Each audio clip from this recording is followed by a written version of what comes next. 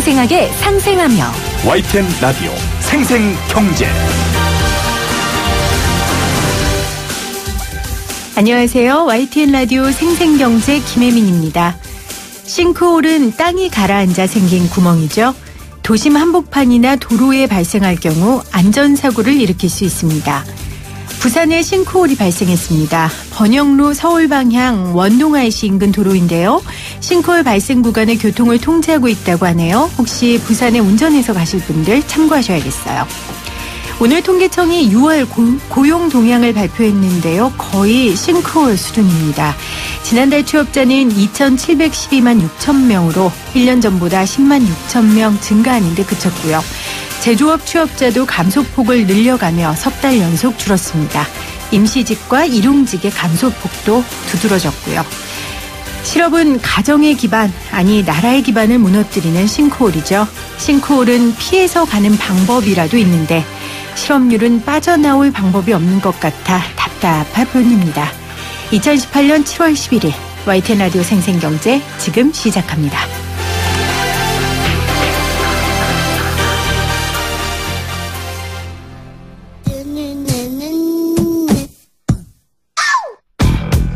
더 생생한 경제, 더 상생하는 대한민국. YTN 라디오 생생경제.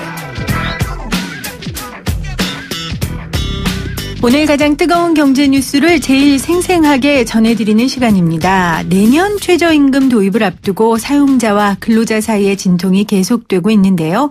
어제 열린 최저임금위원회에서 최저임금의 업종별 구분안은 부결됐습니다. 제가 조금 자세히 설명을 좀 드릴게요. 사용자위원 측은 음식과 숙박업 또 도소매업 등에 대해서는 다른 업종보다 낮은 최저임금 적용을 요구하고 있습니다. 반면에 근로자 측에서는 이렇게 되면 최저임금의 본 취지와는 어긋나기 때문에 절대 안 된다 이렇게 주장하고 있고요. 결국 어제 회의에서는 사용자위원을 제외한 근로자위원과 또 공익위원 전원이 최저임금 업종 구분에 반대표를 던졌고요. 사용자위원인 소상공인연합회 측은 퇴장했고 또 앞으로 일정에도 보이콧을 선언했습니다. 오늘 양측의 입장을 좀 들어보려고 하는데요. 먼저 근로자 측 입장을 이야기해 주실 분은 민주노총 분이시고요. 이어서 사용자 측 입장은 소상공인연합회로부터 들어보도록 하겠습니다. 민주노총의 김은기 정책국장 연결돼 있어요. 안녕하세요. 예, 안녕하세요. 일단 민주노총은 어제 회의에는 참석을 안 하셨죠?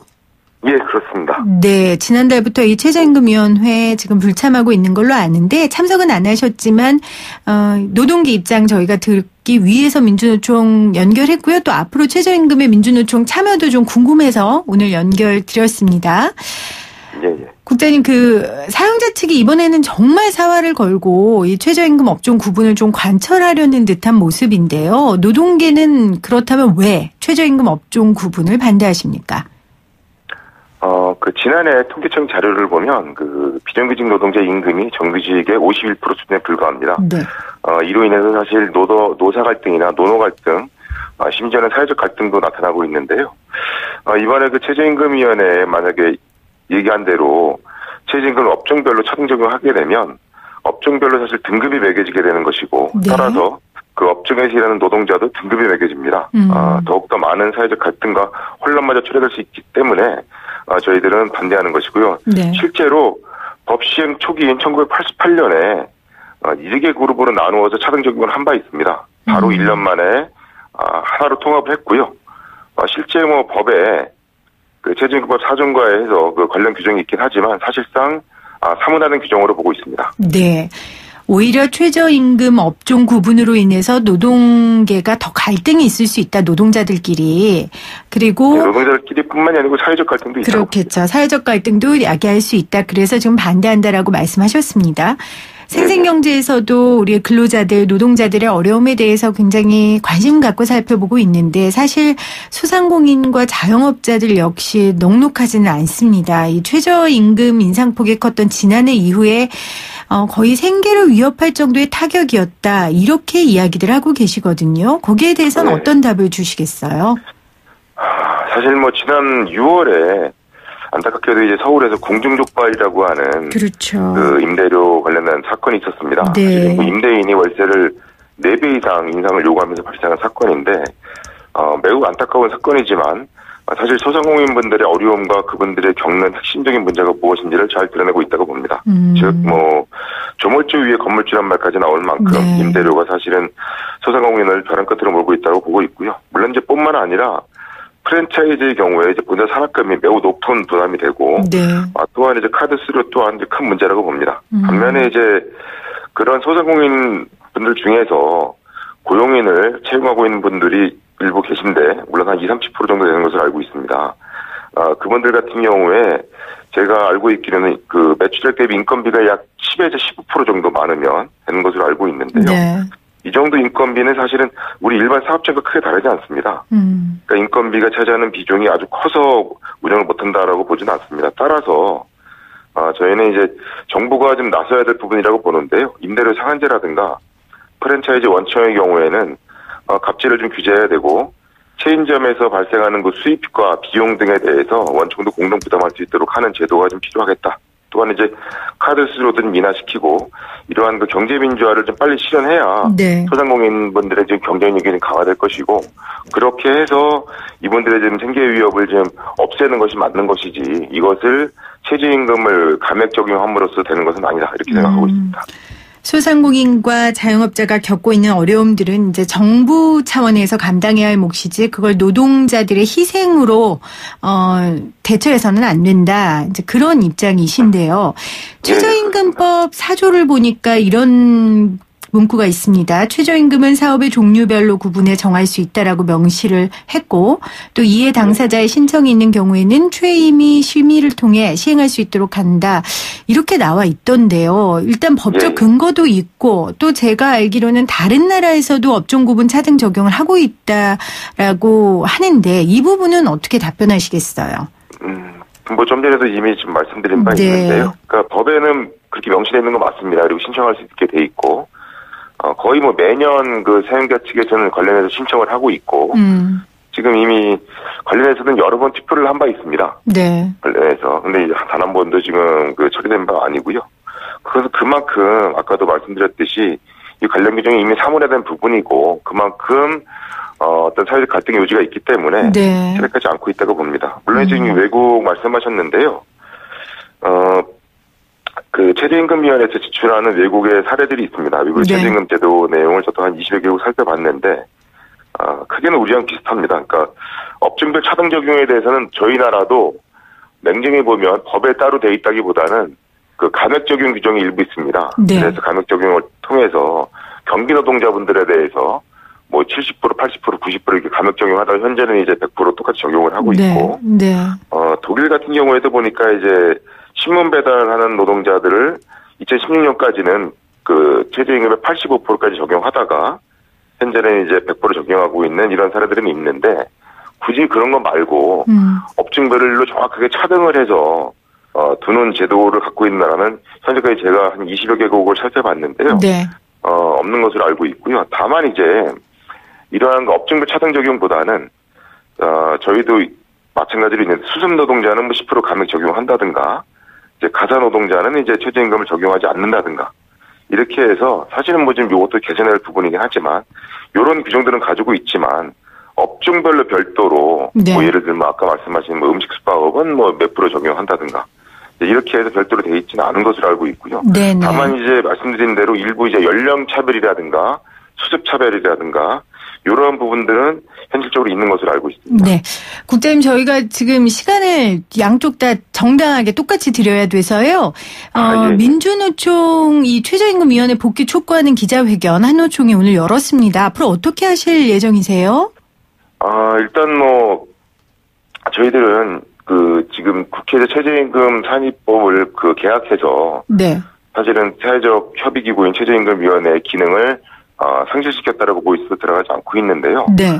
그럼에도 불구하고 어쨌든 저임금 노동자들이 있기 때문에 현재 심각하게 그 내부 고민을 하고 있다는 것, 그것이 지금 현재라는 것들을 말씀드리고 있고요. 네. 그것과 무관하게 어쨌든 이제 그 하반기에 최저임금법 재개정 부분을 좀 문제제기할 것이고 재개정 투쟁을 총파업을 포함해서 준비하고 있다는 거 말씀드리겠습니다. 핵심적인 이유는 어제 이제 최저임금위원회 자료가 나왔는데 네. 지금 피해 당사자를 보게 되면 이번에 최저임금 삭감법이 만들어지면서 개정되면서 올해 최저임금 20% 올라도 실제는 7.2%밖에 오르지 않는다는 자료가 최저임금위원회에 나왔습니다, 이미. 네. 그래서 엄청 심각한 문제고요. 그래서 하반기에 이 부분을 집중적으로 저희들은 최저임금 개정 투쟁을 해나가겠다는 것을 말씀드리겠습니다. 네. 일단 회의에 복귀를 하신다는 확답은 안 하셨지만 심각하게 고민하고 있고 앞으로 추후 행동도 논의하고 있다. 이렇게 받아들이면 될까요? 예, 그렇습니다. 네, 고맙습니다. 민주노총의 김은기 정책국장이었습니다.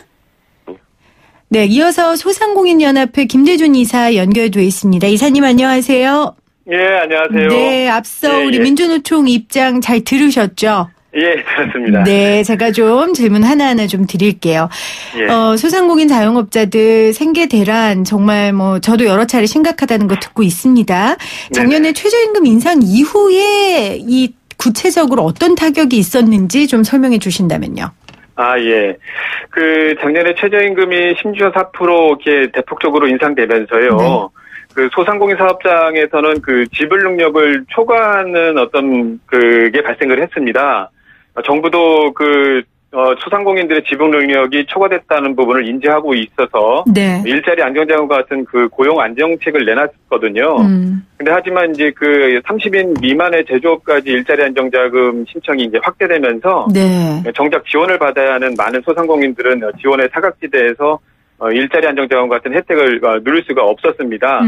그대로 이제 최저임금 상승에 대한 부담을 떠안게 됐는데요. 그러다 네. 보니까 근로자들을 해고하거나 휴게 시간을 늘리는 방식으로 해서 영업 시간을 이제 줄여 임금 부담을 해소하려고 애쓰고 있는 것이죠. 네. 그러다 보니까 이제 우리 국민들께서도 걱정하시는 저임금 노동 취약 근로자들의 어떤 가처분 소득이 늘기는커녕 일자리를 잃거나 임금 인상의 효과를 제대로 보지 못하는 사례가 발생을 해서요. 네. 소상공인이나 취업 근로자 모두 이렇게 역효과가 나는 것이 이제 현재 문제라고 말씀드릴 수 있습니다. 네. 이런 현실적인 어려움 때문에 이제 최저임금을 좀 업종별로 차등 적용해 달라고 주장하고 계신 건데요. 네네네. 구체적으로 어떤 업종을 어떻게 구분하겠다는 겁니까? 최저임금 업종을 달리하는 부분은 이제 아까도 말씀드린 것처럼 소상공인 업종에 대한 지불 능력이 초과돼서 그런데요. 네. 과거 이제 최저임금이 이제 다른 선진국들과 비교해서 이제 비교적 낮았던 시기에는 제조업이나 소상공인들이 주로 있는 도소매 서비스업이나 노동 생산성과 관계없이 사업장의 지불 능력을 초과하지 않았었습니다. 그런데 이제 2018년도 이후에 이제 현 정부 들어서 최저임금 정책이 급격하게 이제 상승하면서 네. 5인 미만 사업장에 대한 중심으로 해서 지불 능력이 초과하는 일이 발생했는데 네. 경제학적으로 사업장의 지불 능력을 초과하게 되면 고용 감축 등 고용에 안 좋은 영향을 미치게 됩니다. 네, 그런 이유로 해서 이제 소상공인연합회에서는 2020년까지 정부가 이제 1만 원이라는 최저임금 상승을 발표했지 않습니까? 네. 그런 것들이 현실적으로 되기 위해서는 다른 선진국이 채택하고 있는 것과 마찬가지로 업종별 지불 능력을 고려해서 이제 우리나라 같은 경우는 상시근로자 5인 미만의 영세 소상공인들이 상당히 지불 능력이 떨어지는 걸로 지금 연구 결과가 나와 있거든요. 네, 그러니까 특정 업체로 정하신 게 아니라 이제 지불 능력이 없는 업종이라고 기준을 세우신 건가요? 그렇죠. 업종별 차등인데 네. 그것을 어떤 특정한 업종 예를 들어서 무슨 음식, 숙박업 이런 게 아니라 이렇게 아니라 네. 5인 미만의 지불 능력이 현저히 떨어지고 미반율이 많은 업종을 네네. 전반적으로 다 다루어야 된다라고 이제 주장하는 네. 것이죠. 그런데 이제 노동계 쪽에선 그런 이야기를 해요. 그렇게 하다 보면은 사실 지금 말씀하신 지불 능력이 부족한 업장에서 일하는 노동자들의 처우가 굉장히 낮잖아요. 네네. 네. 그러다 보면 정말 이 최저임금 상승의 효과를 누려야 할 계층들이 누리지 못하니 네네. 업종별 적용은 안 된다라고 노동계에선 얘기하는 거거든요. 예, 그렇죠. 네. 그 부분은 어떻게 말씀하시겠어요? 사실 이제 그런 주장들 때문에 우리가 이제 지켜줘야 되는 노동 취약계층들이 더욱 어려워지는 것이거든요. 네네. 그러니까 노동계 주장대로 이제 최저임금의 수준이 이제 시장에서 형성되는 노동의 가치보다 현저히 낮을 경우에는 사실 그 주장이 맞습니다. 누구라도 그 일자리는 원하지 않겠죠. 네. 하지만 우리나라에서 이제 주휴수당을 포함한 실질 최저임금은 30년간 꾸준히 이제 오르면서 이 OECD 국가 중에 상위권에 올라와 있거든요. 네. 그러다 보니까 이제 더군다나 이제 노동 생산성을 감안할 경우에 소상공인 사업장에서는 노동의 가치보다 높은 임금을 지불하게 되는 현상이 발생을 합니다. 네. 이럴 경우에는 이제 그 저연령이나 고연령 근로자, 또 여성 근로자나 이제 단시간 근로자들 같은 어떤 노동 취약 근로자들이 일반 근로자들과 경쟁을 해야 돼요.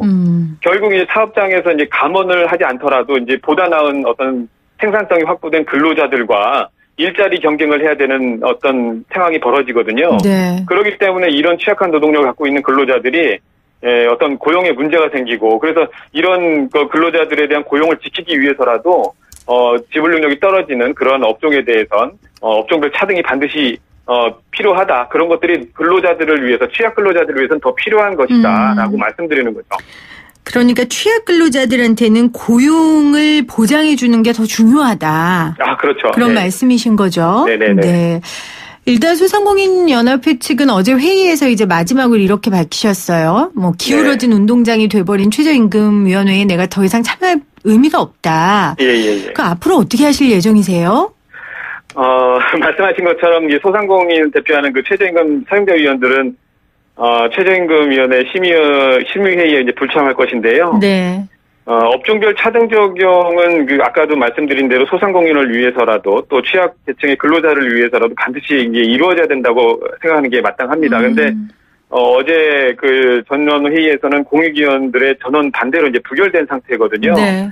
이런 상태에서 최저임금위원회의 그 심의 기능이 부적절하고 또 기울어진 운동장이라고 판단하고 있기 때문에 제가 앞으로의 심의가 어떻게 될지는 저도 알 수는 없겠지만 이것이 정부의 어떤 균형 잡힌 정책과 대화 의지가 향후 어떤 심의 과정에 어떤 진전을 이룰 수 있는 어떤 방향을 제시해주지 않을까라고 생각을 하고 있습니다. 네.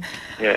그런데 이제 이번 주 금요일에 열리는 회의부터 이 사용자위원회 불참 여부와 관계없이 내년도 최저임금을 의결할 수 있다고 하더라고요. 네, 맞습니다. 만약에 사용자 측 없이 그대로 표결을 진행한다. 그렇다면 어떻게 하실 계획이세요? 저희가 지금 노동계에서는 1차 제시안이 1,760원으로 이제 43.3% 인상된 부분을 제시했거든요. 네. 사용자 위원들이 만약에 불참한 상태에서 노동계에서 그대로 어떤 수준이 상정이 되고 또 그것이 또 의결로 진행돼서 된다고 한다면 저는 심각한 사회의 불안을 안고 오리라고 생각을 하고요. 더군다나 지금도 사실은 소상공인 사업장의 지불 능력을 초과하는 최저임금 때문에 많은 어떤 부작용들이 일어나고 있는데 소상공인들이 더 이상은 사실은 지금 것과 같은 정부 정책이 없고 소상공인들에 대한 가처분 소득을 증진할 만한 정책이 특별한 게 나오지 않는 한 아마 소상공인들이 스스로 아마 모라토리엄 선언을 하게 될 것 같습니다. 그래서 임금을 지불하지 못하는 사례가 발생을 해서 현재와 같은 근로감독 기준으로 해서 많은 어떤 범법자들이 양산되지 않을까라는 우려를 범하고 있습니다. 그래서 저희가 사실 뚜렷한 대책이라고 내놓을 수는 없고요. 정부가 지금 사실은 공익위원들을 내세워서 사실은 그 키를 잡고 있는데 보다 현실적으로 좀 최저임금에 대한 수준이 소상공인들과 사회 각층에 대한 어떤 부분을 배려를 해야 되는 부분이 아닌가라는 부분을 기대할 수밖에 없는 상황인 것 같아요. 네. 모라토리움 선언 후 투쟁할 것 이렇게 지금 최저임금이 보이콧한다고 소상공인 분들이요. 이렇게 기사에도 나오고 있는데 모라토리움까지 가면 안 되잖아요. 당연하죠. 네. 그 전에 좀 잘 이야기들이 됐으면 좋겠습니다. 지금까지 최저임금 업종별 차등 적용을 주장하고 있는 소상공인연합회 김대준 이사였습니다. 고맙습니다. 예, 감사합니다. YTN 라디오 생생경제 오늘 양측 입장을 듣다 보니까요. 시간 관계상 저희가 퀴즈는 못하고요. 여러분들 최저임금에 관련된 여러분들 의견 샵 0945 샵 0945로 받겠습니다. 이 프로그램은 방송통신위원회의 방송통신발전기금을 지원받고 있고요. 포스코와 함께합니다. 저는 2부에 다시 올게요.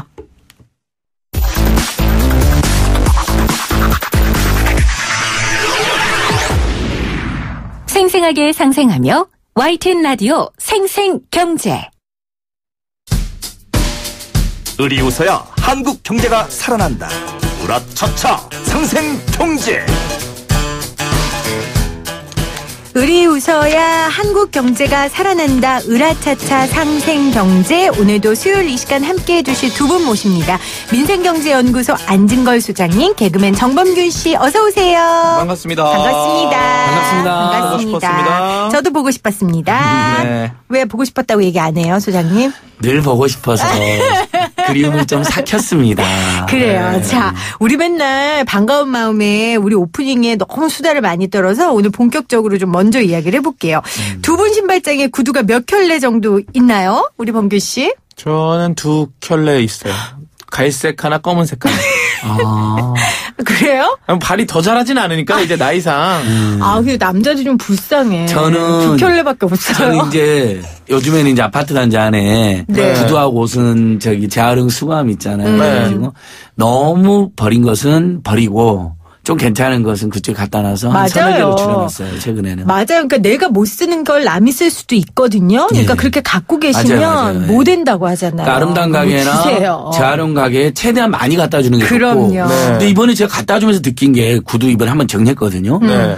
다시 한번 정말 이 장인의 손길. 이 구두라는 게 오묘하더라고요.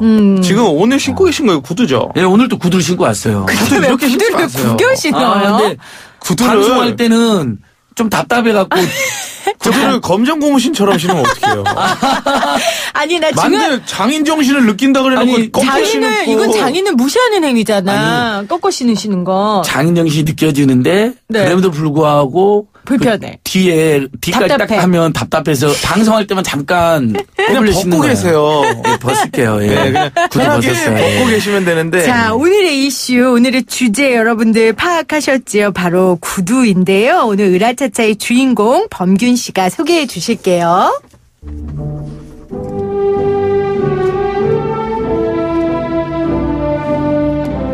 또각또각 뚜벅뚜벅 아이들에게 처음 가르쳤던 의성어 속 구두는 참 뚜렷한 소리를 내죠.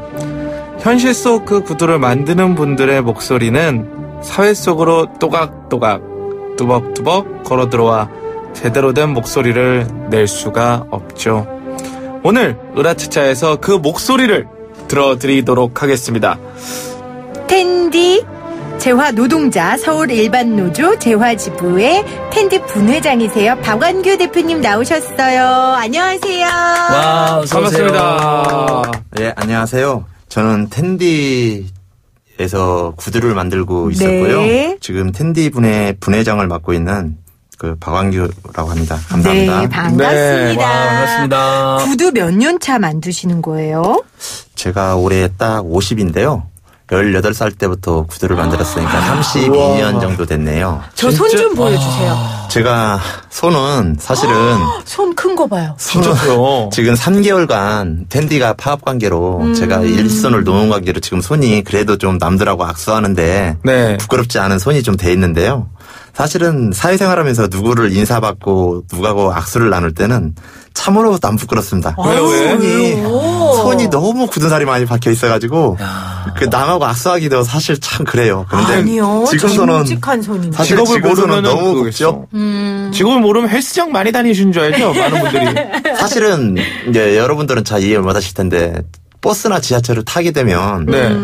이렇게 손잡이를 잡게 돼 있지 않습니까? 아, 그죠, 그죠. 그것도 근데 저희들은 꺼려주세요. 그거 잡는 것도 사실은 눈치가 보여서 아. 왜냐면 이 일을 하다 보면 굳은 살도 굳은 살이지만 손톱 밑에 때가 많이 낍니다. 네, 아. 그래서 제가 어지간하면 주머니에다가 손을 넣고 계시는 우리 재화공 형님들이 다수고요. 그게 현실입니다. 아니요. 근데 사실 뭐 그게 일하다가 그럴 수 있죠. 그럼요. 아니 그리고 얼마나 정직한 손이고요. 얼마나 성실한 손이에요. 18살 때 시작하셔서 지금 50살이라고 하셨는데 네, 32년. 아우 정말 장인이에요. 그쵸? 구두는 그럼 다 만들어 보셨겠어요. 웬만한 구두는. 예, 맞습니다.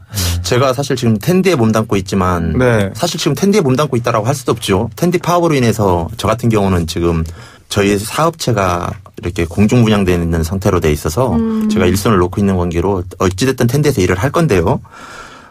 제가 사실 여기 6년 전에만 해도 저는 성수동에서 개인? 구두 생활을 해왔었거든요. 그냥 개인으로 그러면 구두를 파시는 거예요? 수제화? 저는 파는 게 아니라 제작해서. 저희는 그냥 가지고 있는 구두 만드는 기술 하나 있는 걸로 생활을 하는 거죠. 팔면 안 됩니까? 개인적으로? 그게 이게 보통 그렇지 않습니까? 어느 업종이든 네. 그 브랜드, 그 네. 이름이 갖고 있는 힘, 그죠. 그 이미지 이런 것들이 우리 되게 시민들한테 먹히잖아요. 그죠. 제가 신발을 아무리 잘 만들고 꼼꼼하게 만든다고 한들 그분들이 질적으로는 모르잖아요. 신기 전에는. 그죠. 그래서 소비자들이 선택을 잘 안 하죠. 그러면 근데 32년 이 이야기를 듣고 지금 이렇게 만나면 나는 사고 싶어요, 지금. 그렇죠. 나는 오히려 맞아요. 그런 많은 것보다 나를 위해 만든 한 켤레가 갖고 싶어. 근데 지금 말씀 들어보니까 우리는 지금 우리 정말 장인의 네. 그 장인 정신도 들었고 이 아름다운 손도 봤으니까 그런 생각을 하지만 많은 소비자들이 지금 우리 말씀하신 것처럼 그냥 브랜드에 기대서 노동자들이 얼마나 땀을 흘렸고 스프릿을 갖고 만들었는지 생각하지 않고 그냥 그 브랜드 때문에 사니까 그런 구조적인 것들 때문에 노동자들, 재활 노동자들이 굉장히 힘드셨을 것 같아요. 그런 서운함도 있으셨을 거고요. 아, 사실은 과거에 제가 18살 때 이 일을 배울 때요. 네. 여러분들은 참 공감을 못 할 텐데 지하철 첫 차를 타고 가면 공장 문이 안 열려 있죠, 당연히. 네. 열려 있을 수가 없죠. 그러면 담을 타고 창문을 열고 들어가는 거예요. 창문은 잠궈 놓진 않아요. 네. 왜냐하면 그 새벽에 일찍 나오시는 분들이 그 공장문을 열 수 있는 건 관리자들이니까 관리자들은 그렇게 일찍 나오지 않기 때문에 노동자들은 일찍 나와서 일을 하려면 담을 타고 들어가서 창문 너머로 들어가는 거예요. 창문 네. 너머로 들어가서 그렇게 일을 하다 보니까 제가 아침에 세수하기가 겁이 나는 거예요. 아침에 세수만 하면 코피를 흘려요. 이 체력이 못 따라가는 거예요. 이 일을. 아, 그지. 이게 아침 지하철 첫 차를 타고 맹동역에 도착하면 대개 6시가 안 돼요. 그러면 공장에서 6시까지 버스 막차를 타고 집에 오면 1시 반 아니면 이게 제때 쌍문역에서 내려야 되는데 너무 피곤하니까 쌍문동에서 내리지 못하고 안방학동 종점까지 갑니다. 그러면 기사가 깨워요. 내리라고. 그럼 거기서 또 걸어서 30분가량 나와야 돼요. 저희 집까지, 그 쌍문동까지. 네. 그러면 집에 도착하면 막 1시 반, 2시 이렇게 되다 보니까 체력이 받침을 안 되니까 아침에 세수만 하면 물만 담으면 코피를 흘리는 거예요. 18살 소년인데 그렇게 고생하면서 배웠던 일이고 또 청춘을 바쳤던 일이잖아요. 그런데 지금 어찌됐건 이 일 때문에 많은 분쟁들이 생기고 지금 결국 파업이 돼서 일을 못하고 계세요. 이 파업에 대한 이야기를 좀 했으면 좋겠는데 우리 안 소장님이 조금 짧게 설명 좀 일단은 해주세요. 이게 언론 보도에 많이 나왔어요. 그래서 네. 시민들, 청취자들께서도 자세히는 몰라도 대충은 무슨 구두가 그 텐디 구두가 20만 원, 30만 원 하는 유명한 브랜드인데 네. 그러면 이제 우리가 보통 그런 걸 살 때 이런 느낌 가지잖아요. 범균이 하잖아. 아, 그럼 이걸 정말 장인 정신으로 만들어 주신 분이 최소 뭐 예를 들면 10만 원을 가져간다든지 그 값이라고 뭐 생각하죠. 이렇게 생각하는 거잖아요. 장인들이 많이 가져가고 유통매장이 또 좀 일부 가져가고 또 네. 브랜드가 일부 가는데 30만 원짜리 구두에 7천 원만 예를 들면 오늘 오신 박한규 선생님 같은 분들한테 7천 원만 준다는 거예요. 이게 텐디만 이러는 예, 거예요? 뭐 아마 다른 데도 비슷한 데도 어때요? 있었을 거예요. 근데 사실은 정확하게 얘기하면 텐디보다 성수동은 더 열악합니다.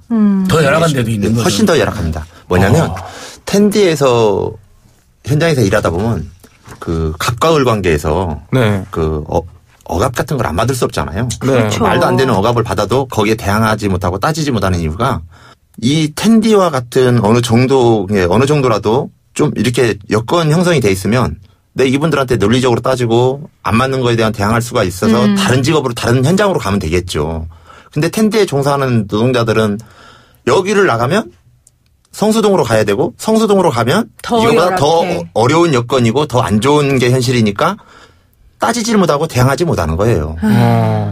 그게 뭐 사실 이번 싸움의 하나가 사실은 텐디에서 근무해서 우리의 뭐 현실적인 대우를 좀 해달라, 임금 인상을 해달라라는 싸움인 것 같지만 사실은 이 싸움과 더불어서 성수동도 바뀌어놔야 변화가 돼 그렇죠. 있어야 우리들의 삶도 약간의 변화가 있을 것이다라는 게 아마 그 길이 왜냐하면 텐디도 아는 거예요.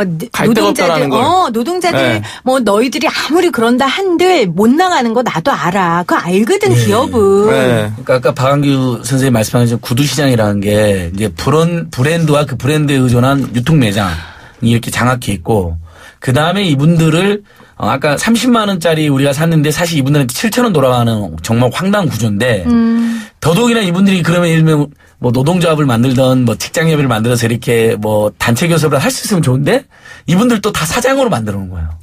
사장으로요? 노동자나 그럼 사장님이세요 지금? 일종이니까 사장이니까 노동조합이나 단체 교섭을 못하게 만들어 놓은 거예요. 그러니까 완전한 일종의 착취 구조 속에 있고 그런데 이분들이 노동조합이나 노동자로서 저항도 못하고 이런 이중삼중의 고통이 있었는데 최근에 이분들이 이제 들고 일어선 거죠. 그래서 노동절날 5월 1일 노동절날 집회도 하셨더라고요. 그리고 근데 제가 너무 가슴 아팠던 게 그래서 저는 7,000원밖에 못 받는 현실이 웃겨가지고 저는 그래도 그러면 그 재화에서 최소한 나는 10만 원은 달라고 그럴 줄 알았더니 얼마나 이분들 소박하자면요. 1,300원 올려달라고. 7,000원에서. 그래서 그 부분은 지금 일부 그렇게 합의가 됐어요. 1,300원 정도 올려주는 거 그러니까 7,000원 그래서 합의돼서 파업을 일부는 이제 그 부분은 합의가 됐고 그다음에 서울 일반 노조 이렇게 재화 텐디 분해도 만들어서 이제 계속 대화도 하고 그러는데 아직도 이제 저기 해결되지 않은 부분이 많은 거죠. 여전히 소사장으로 되어 있고 더 열악한 데도 남아 있고. 이 소사장이 뭔지 좀 설명을 해줘 보세요. 이게 참 소사장 나는 제가 이 고등학교도 안 나가가지고 배움이 짧아서 이걸 이해를 못하는 건지 난 도저히 이해가 안 가는데요. 근데 사장이면 사장이지 왜 소사장이에요? 뭐 전문 용어로 뭐 특수고용직이니 뭐 이상한 얘기들이 많이 있는데요.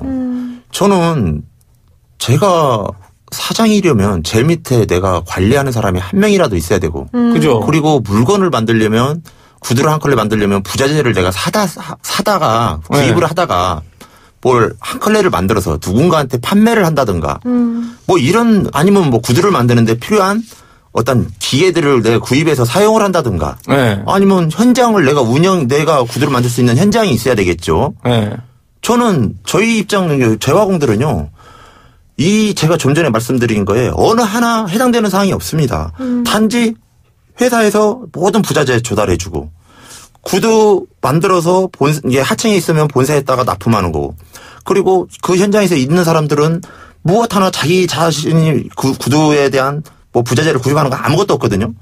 근데 소사장제래요. 특수고용직이래. 아니 이 부분이 그렇다고 또 이 부분에 대한 또 세금도 묻니다. 저희들이. 이게는 정말 이해가 안 가는 거예요. 도대체 세금은 되는데 노동자성을 인정하고 개인 소사장제라고 해서 세금을 내고 있지만 보험도 못 받고. 심지어 대가 같은 경우는 지금 폐쇄가 된 관계로요.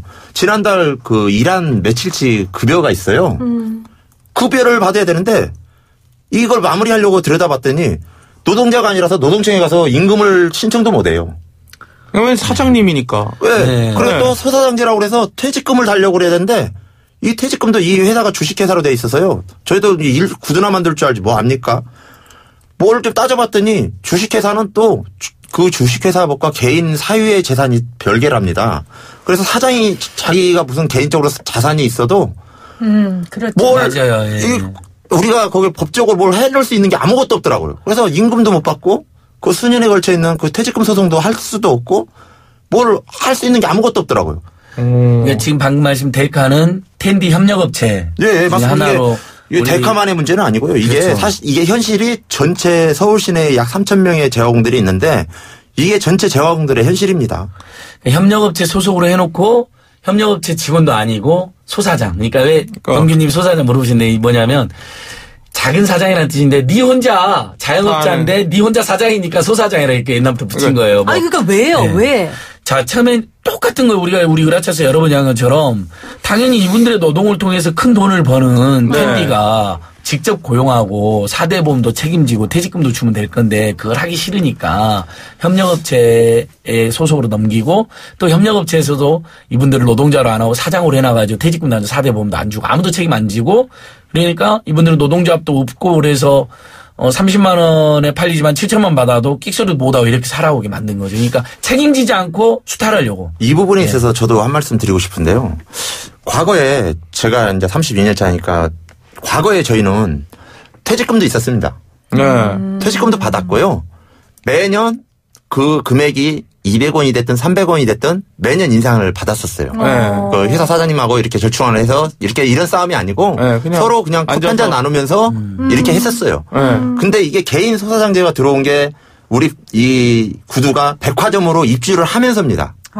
이 매장이 백화점으로 입주를 하면서 그때 당시 저희가 그 김대중 대통령 시절로 알고 있는데요.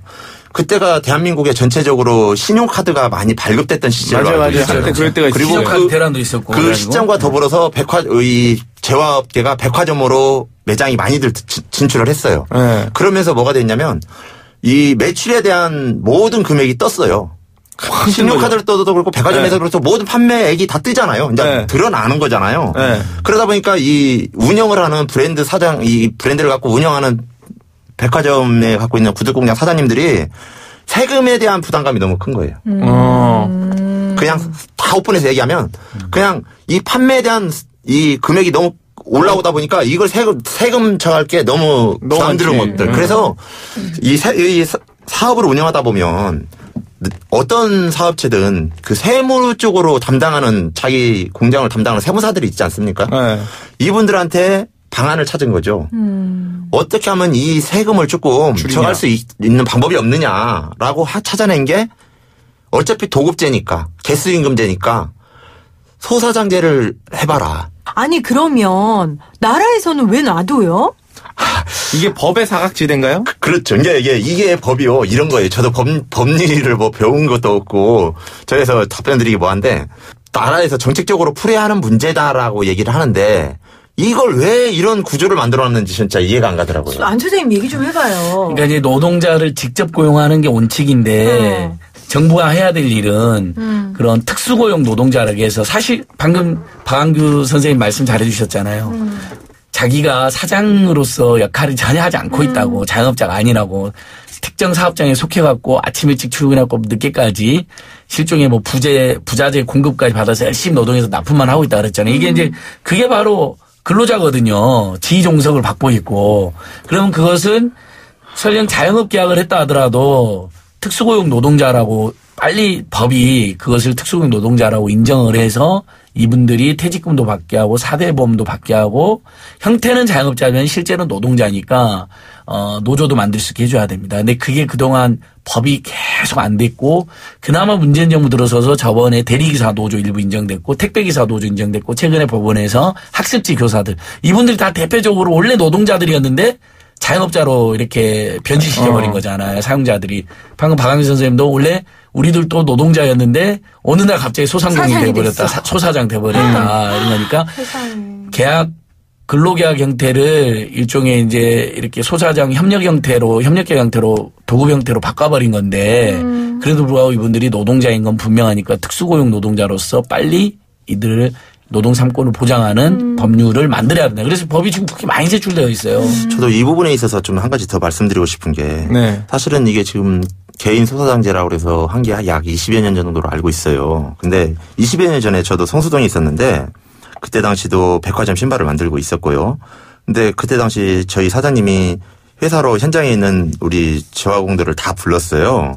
그러면서 한다는 소리가 이게 이런 족쇄가 될 줄은 그때는 전혀 몰랐었죠. 근데 사장님이 회의석상에 다 불러놓고 정말 울먹울먹거리더라고요. 사장님 눈물을 보이시더라고요.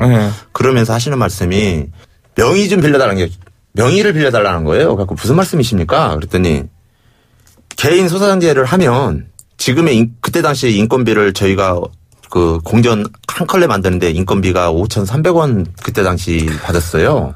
20년 전에. 그래갖고 1,000원을 한 컬레당 1,000원을 더 올려주겠다. 그러니까 6,300원 정도 되는 거예요. 그래서 그러면서 퇴직금도 다 주고 이게 원래 퇴직금 나왔으니까요. 퇴직금도 다 주고 그리고 컬레당 인건비도 1,000원씩 더 주겠다.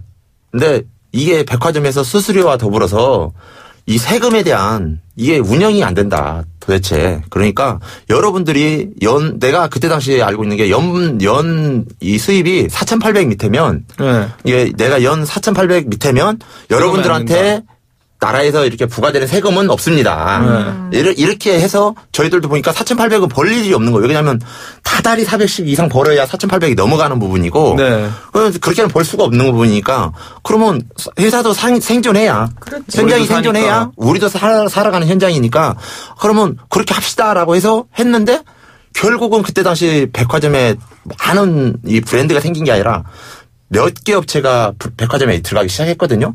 그러면서 그 백화점에 입주한 사업자들부터 이렇게 개인 소사장제를 시작한 거예요.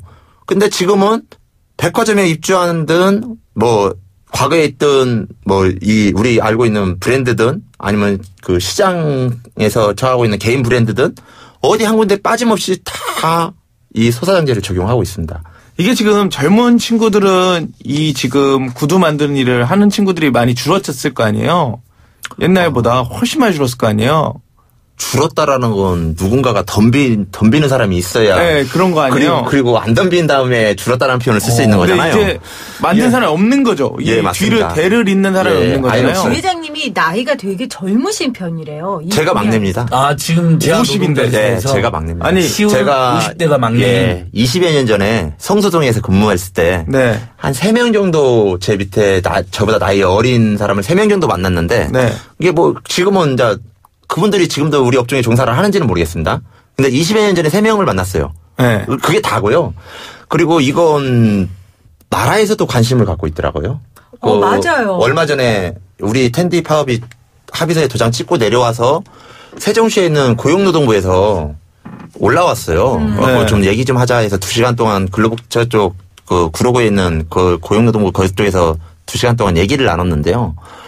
그분의 입장도 그런 거예요. 그러면 대한민국의 구두는 누가 만드냐? 그러니까 이제 대한민국에서는 구두가 안 나오는 나라가 되겠어요. 네. 근데 지금도 사실 뭐 중국이든 동남아시아든에서 일부 거기서 그 기계화로 이렇게 해서 들어오는 게 일부 있습니다.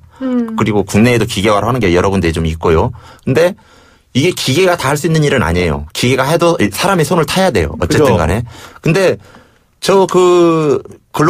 고용노동부에서 올라오신 분하고 얘기했을 때 제가 그때 그런 말씀을 드린 것 같아요.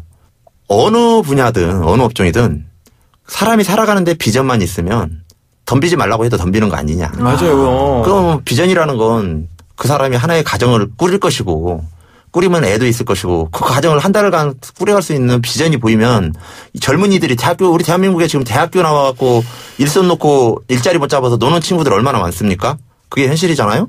근데 심지어 이 텐디 파업에 있어서 전도 노조의 노자도 몰랐던 놈인데 어때 노조에서 이렇게 들여다 보니까 그 과거에 우리가 등하시하던 직종이 하나 있었죠. 청소 노동자들이요. 네.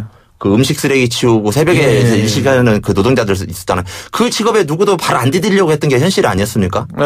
근데 지금은 대학교 졸업한 젊은 친구들이 거기에 뛰어들어요. 대우가 좋으니까. 그건 제가 보람도 있고. 네, 그분들한테 제가 말씀드린 게 그런 거예요. 어떻게 보면 대단한 직업이에요. 그러면 이건 기술인데 네. 어떻게 이 기술자들 노동자들을 그런 구조적인 문제로 사장을 만들어가지고 이렇게 만드는 사장을 만들어서 아주 초저가에 착취하는 구조로 딱 해놓아버린 거잖아요. 예, 우리 재화공들이 갖고 있는 현실이 이런 것 같아요.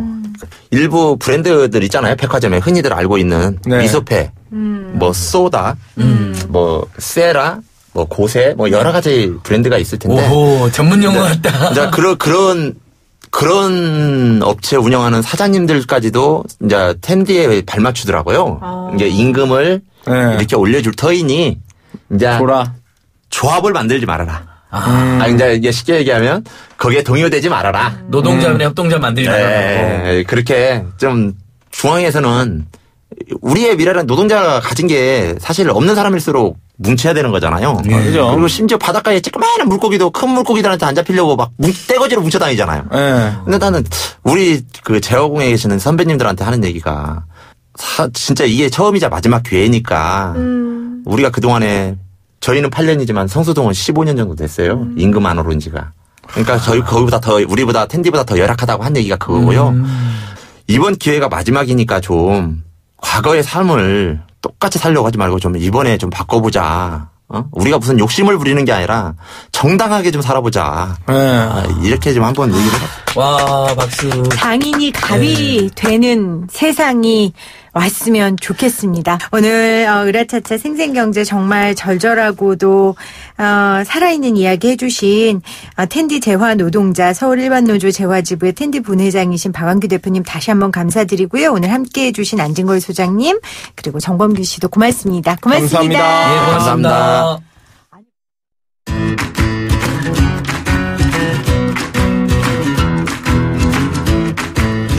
YTN 라디오 생생경제 오늘도 함께해 주신 여러분 고맙습니다. YTN 라디오 생생경제 다시 들으실 수 있어요. 팟빵이나 파티, 팟캐스트 가셔서 생생이라고 치시면 들으실 수 있고요. 또 YTN 라디오 앱이 있습니다. 앱 통해서 실시간 그리고 다시 들으실 수 있습니다. 많이 사랑해 주세요. 생생하게 상생하며 YTN 라디오 생생경제는 방송통신위원회의 방송통신 발전 기금을 지원받고 있고요. 포스코와 함께합니다. 저는 내일 다시 올게요. 여러분 고맙습니다.